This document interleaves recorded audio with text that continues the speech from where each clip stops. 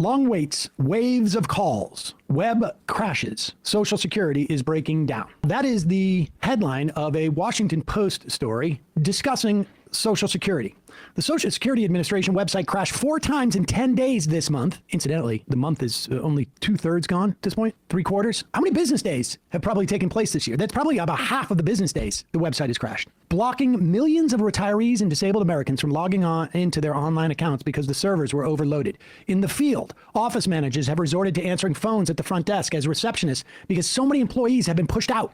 However, the agency no longer has a system to monitor customers' experience with these services because that office was also eliminated as part of the supposed cost-cutting, I put in the word supposed, efforts led by Elon Musk.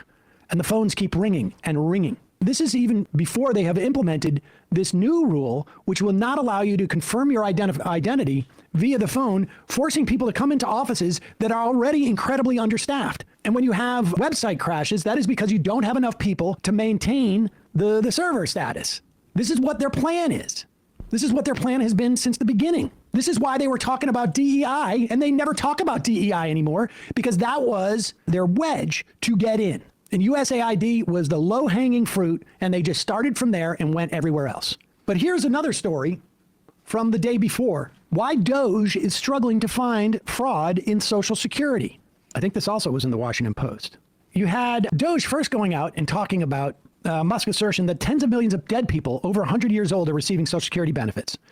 Within a day or two, Lee Dudek, what would you call him, stooge, who was working in Social Security and decided to join Team DOGE, had to come out and say, well, these individuals are not necessarily receiving benefits.